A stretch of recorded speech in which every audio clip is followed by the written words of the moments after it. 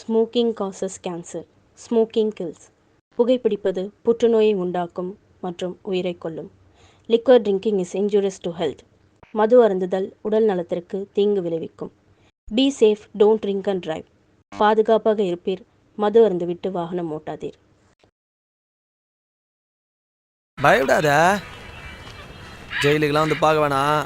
நான் உள்ளே போய் ஃபோன் பண்ணுறேன். உள்ளே எல்லாம் கிடையண்டி, நீ எதாக இருந்தாலும் காலி கட்டு சொல்லு, சரியா? பயப்படாத.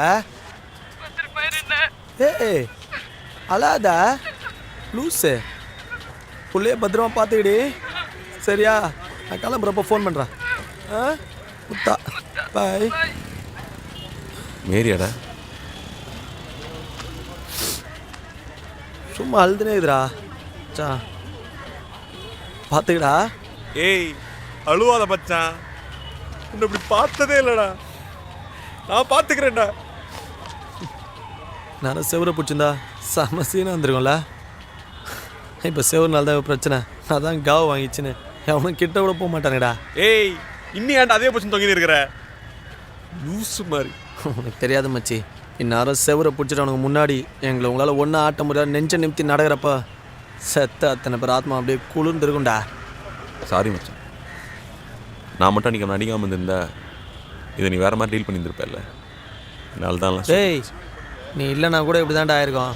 தேவையில்லாம யோசிச்சுனுக்காத.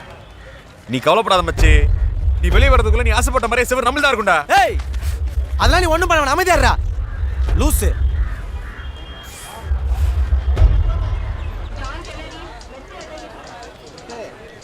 பொண்ணு வீட்டில் சொல்லிச்சு நான் கல்யாணத்தை முடியும் மச்சான். கொஞ்சமாதிரி மிச்சம் விடா. கல்யாணத்துக்கு முன்னாடி எல்லாத்தையும் காலி பண்ணுறாரா? ஐயாச்சி அதெல்லாம் ஸ்ட்ரிக்டாக சொல்லிட்டேன் மச்சான். கல்யாணத்துக்கு அப்புறம் தான்.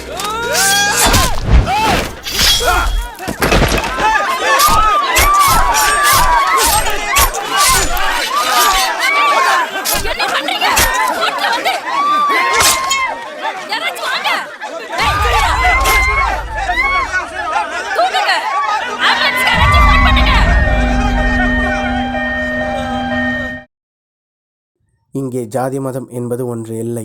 அதேபோல் இதுதான் திட்டம் என்பது ஒன்று இல்லை. இதை அனைத்தையும் மனிதர்கள்தான் உருவாக்கினார்கள். இதை பற்றி தெரிந்து கொண்ட பிறகும் இக்காலகட்டத்திற்கு இவை அனைத்தும் தேவையா என்பதை மனிதர்களாகிய நாம் தான் முடிவெடுக்க வேண்டும்.